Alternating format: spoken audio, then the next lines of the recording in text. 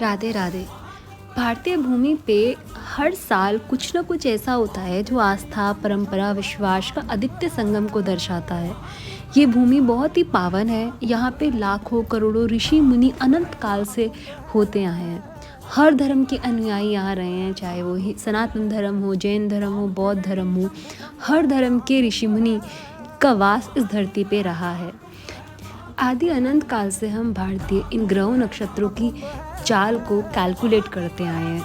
इन ग्रहों नक्षत्रों की चाल से ही अपना जीवन को आगे दिशा देते आए हैं। इस साल जो एक ग्रह नक्षत्रों की चाल बैठी है, बृहस्पति का जो 12 साल का चक्र है वो पूरा हुआ है, जिसकी स्थिति के कारण हुआ है महाकुंभ। और ये 12 साल के 12 महाकुंभ के बाद हुआ है, तो हम इसे पूर्ण महाकुंभ कहेंगे, जहाँ लाखों करोड़ों लोगों ने इकट्ठा होकर एक साथ जीवन को शुद्ध करने के लिए पवित्र नदियों के समागम में स्नान करते हैं।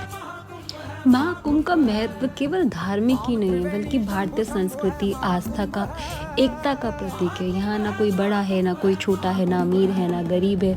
हर कोई एक ही औचित्य से इस मेले में आ रहा है। मोक्ष की प्राप्ति हो, जीवन को शुद्ध करने की प्राप्ति हो, किए गए पापों को धोने की इच्छा हो।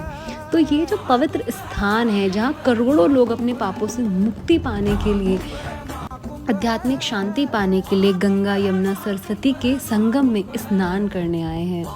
ये केवल आम लोगों का पर्व ही नहीं है, बल्कि कई करोड़ साधु संतों को, विद्वानों का विशेष स्थान है, जिन्होंने पता नहीं कितने वर्ष से तपस्या की है, साधना की है और भारत की सनातन परंपरा का पालन कर रहे हैं, उसकी सेवा कर रहे हैं।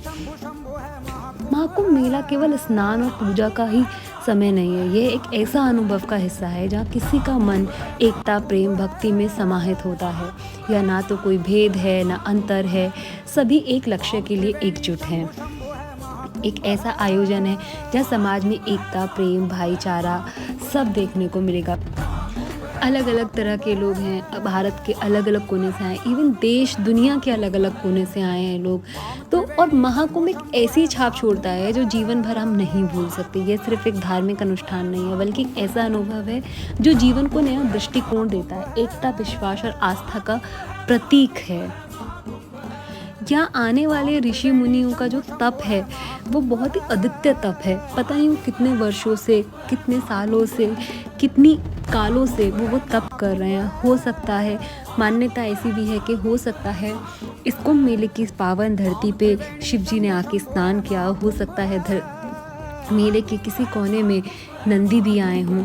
तो भारतीय संस्कृति का हर एक व्यक्ति की इच्छा यही है कि इस 45 दिन के चलने वाले महाकुंभ में एक बार गंगा, एक बार त्रिवेणी के संगम में स्नान हो जाए, ताकि उन्हें मुक्ति प्राप्त हो, मोक्ष प्राप्त हो, आध्यात्मिक ज्ञान प्राप्त हो।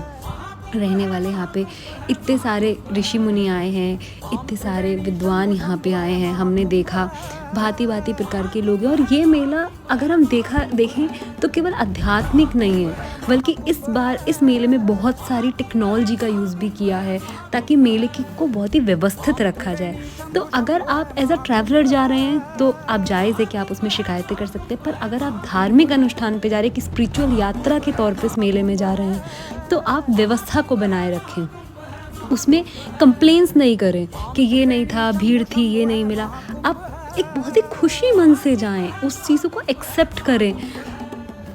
मेले में आपको बहुत सारी नई चीज़ें देखने को मिलेंगी, जैसे टेक्नोलॉजी के तौर पे हम बहुत ही ब्यूटीफुल शाम के टाइम आरती के समय ड्रोन शो देखने को मिलता है, लेज़र शो देखने को मिलता है। बहुत सारे स्टेट्स ने अपने अपने स्टेट की कलाकृतियों की झांकियाँ वहाँ पे लगाई हैं।